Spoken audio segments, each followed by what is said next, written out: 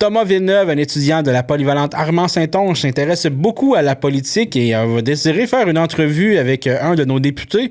Donc, nous avons pu lui céduler une entrevue avec Pascal Bérubé. On vous présente ça. Monsieur Bérubé, salutations. Mon nom, c'est Thomas Villeneuve. On pourrait-tu dire stagiaire? Ouais. OK, on pourrait dire... Je suis stagiaire pour la TVC. Je m'intéresse beaucoup en politique locale. Fait que c'est pour ça que journaliste, c'est une bonne manière de commencer. Puis, je voulais vous poser des questions parce que vous êtes notre député. C'est une bonne chose de poser des questions, étant donné que je vais être dans les... Pas ces élections, mais les prochaines, je vais voter. Fait que je m'intéresse beaucoup à la politique ces temps-ci. Fait que, en premièrement, c'est quoi être un député?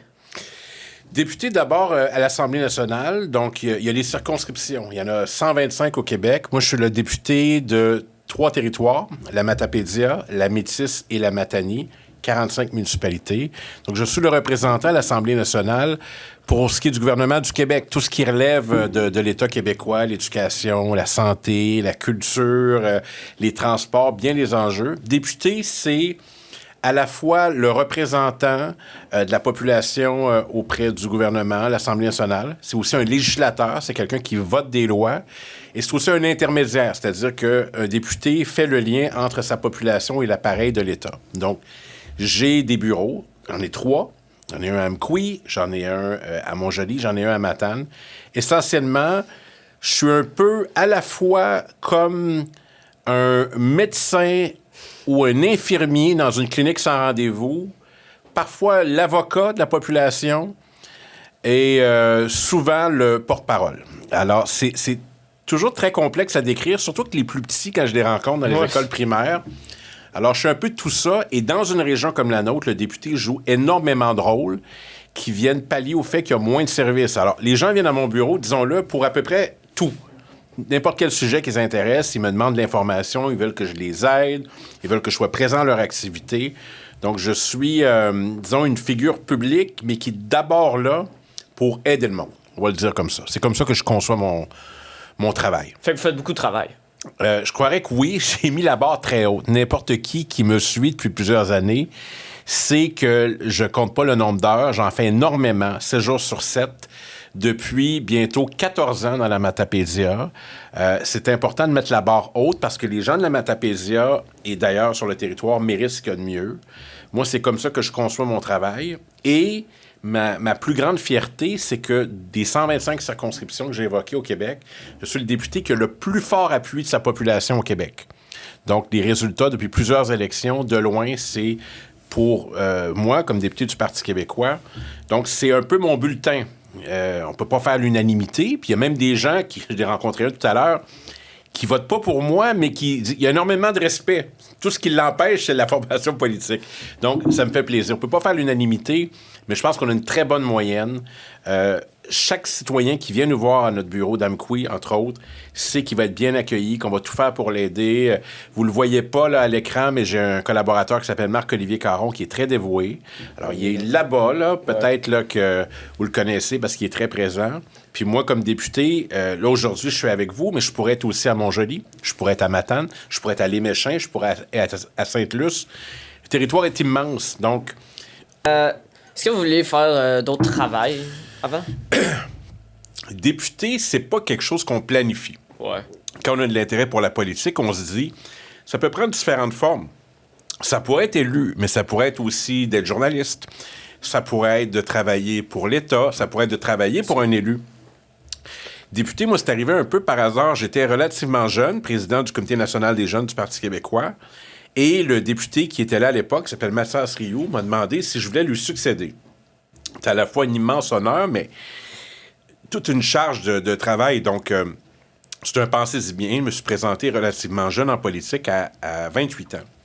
Mais pour répondre plus précisément à la question, moi, ma formation est en études sciences d'éducation pour être enseignant.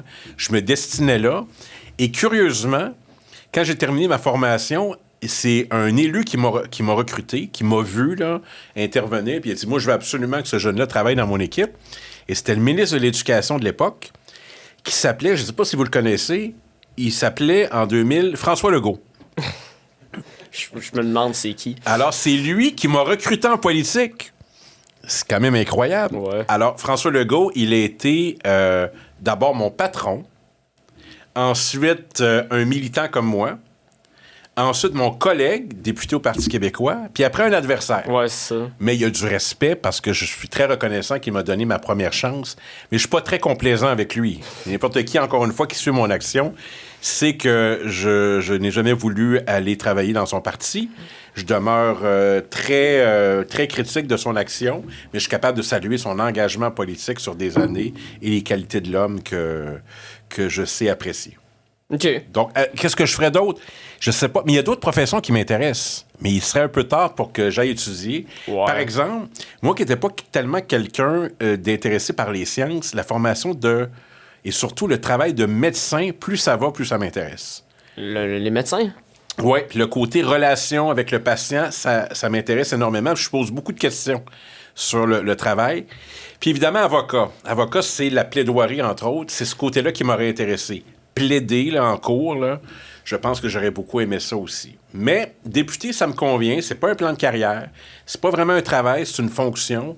Et moi, je suis heureux là-dedans. Puis d'ailleurs, il y a comme 3 conditions qui devraient guider le fait de se représenter ou pas. La première, est-ce qu'on est toujours motivé? On peut pas juste aller là puis faire les choses à moitié. Alors, moi, je suis toujours aussi motivé chaque jour. Est-ce qu'on a la santé pour le faire? Oui. Touche du bois. Et est-ce que le monde veut qu'on soit là? Parce que nous, on peut penser qu'on devrait être là, mais peut-être que le monde pense que non. Oui, puis dans ce cas-là... J'ai donné la réponse tout à l'heure. Ce qu'on peut vérifier, c'est que l'appui est toujours très important. Prends rien pour acquis. Il y aura une élection cet automne. Mais ces 3 conditions réunies, j'ai envie de continuer, d'autant plus qu'il est possible qu'on change de gouvernement cet automne. Et il est aussi possible que ce soit un gouvernement du Parti québécois. J'ai envie d'y contribuer et j'ai envie que la Matapédia et ma circonscription aient un rôle important dans ce prochain gouvernement. OK. Mettons, mon entrevue sera principalement sur la vitalité de la région, principalement de la vallée. C'est quoi une vitalité pour vous d'une région? D'abord, le premier critère, c'est le bonheur. Est-ce que les gens sont heureux professionnellement, dans leur vie? Est-ce qu'ils ont ce qu'il faut pour être heureux, pour gagner leur vie, pour être capable de faire ce qu'ils veulent faire, d'avoir un réseau, d'avoir des services. Donc, ça, c'est la vitalité. C'est pas seulement l'économie. C'est un peu le bonheur national brut. C'est comme ça qu'on voit ça. Évidemment, il y a les indicateurs économiques qui sont toujours préoccupants dans une région comme la Matapédia, des régions qu'on appelle des fois les régions ressources. Moi, j'aime pas cette appellation-là. Disons une région comme la nôtre. Notre population vieillit. Ça veut dire que le pourcentage de personnes plus âgées est plus important, toute proportion gardée, qu'ailleurs. On a des petites localités, donc il faut maintenir les services, puis il faut attirer des gens de l'extérieur, il faut être attrayant, notamment l'immigration, et des Québécois qui veulent quitter la ville, par exemple, pour venir ici. Puis il faut avoir, à la fois au plan professionnel, des emplois intéressants et des services intéressants. Des services, ça peut être, par exemple, des infrastructures sportives, ça peut être un cinéma, ça peut être une offre commerciale locale intéressante. Un marché public qui nous permet, le jeudi en fin de journée, d'aller acheter plein de choses localement, rencontrer des artisans locaux, puis de dire, ben moi, je suis dans cet ensemble-là, puis je connais les producteurs, puis moi, c'est une valeur importante pour moi au plan économique, au plan social, puis au plan environnemental d'avoir des produits locaux. Donc, c'est une multitude de choses, puis c'est de la fierté. La Matapédia, moi, je suis pas un Matapédien d'origine, mais je suis tellement ici souvent que je me considère comme un Matapédien à part entière, ou plus que ça. Très actif. C'est une région qui est faite de beaucoup de fierté parce que c'est une région de mobilisation, de lutte pour à peu près tout. Une radio très militante à l'époque, c'est FVM. Il y a eu même des manifestations au monde. Ils ont même déjà pris en otage la radio. Saviez-vous ça? Oui, j'ai entendu parler de ça. La création de coopératives forestières, coopératives d'alimentation. C'est toujours des modèles qui reposent sur une mobilisation du milieu puis à l'image du milieu. Le CEMEC, le Centre de formation collégiale qui fête son 30e anniversaire, c'est né de ça en 1995. Ouais, de Rimouski puis de Matane, je pense. C'est comme 2 parents qui ont cet enfant qui est rendu à 30 ans, mais qui est une institution qui permet aux jeunes Matapédiens et Matapédiennes d'avoir une formation préuniversitaire et technique sur place. Ça fait pas une grande institution en termes de nombre d'étudiants, mais c'est drôlement important parce que s'il n'y avait pas ça, les étudiants iraient ailleurs. faire sciences humaines. Il irait peut-être à Rimouski, peut-être à Québec. Là, on a cette institution, elle est vraiment importante. Moi, j'y tiens beaucoup. Et je la finance à chaque année, la Fondation. Mais plus que ça, je contribue à son rayonnement. Donc, la Matapédia, elle est faite de grandes corvées, de mobilisation, de beaucoup de fierté. Et elle a géographiquement une particularité. Elle fait partie de la Gaspésie touristique, mais c'est la seule MRC qui n'a pas un accès au fleuve ou à la baie des Chaleurs. Donc, elle est un peu enclavée. Ouais, isolée. Elle est faite beaucoup de lacs et de montagnes et d'une vallée, évidemment. C'est pas pour rien que vous avez la vallée de la Matapédia. Donc, les lieux de rassemblement et les points géographiques de rassemblement sont différents. Le lac Matapédia en est un. Le lac Saumon en est un. On a de belles rivières, puis on a beaucoup de... Si on demandait, je vais le dire comme ça, si on demandait est-ce que vous êtes des Bas-Laurentiens ou des Gaspésiens, probablement que les gens nous diraient on est des Matapésiens. Ouais, c'est ça. Alors moi, je m'intéresse beaucoup à l'identité des secteurs que je représente. Et ça serait ça ma réponse. Ouais, les gens ne diraient pas ni Bas-Laurentiens spontanément, parce qu'on est au Bas-Saint-Laurent techniquement, Gaspésiens par la région touristique puis par habitude, mais ils diraient d'abord Matapésiens, puis ça, c'est intéressant comme hypothèse. Je suis assez convaincu que les gens se disent d'abord Matapédia. Oui, habituellement, on dit Matapédia en premier. Oui. Pour continuer sur la vitalité, il y a la carte électorale.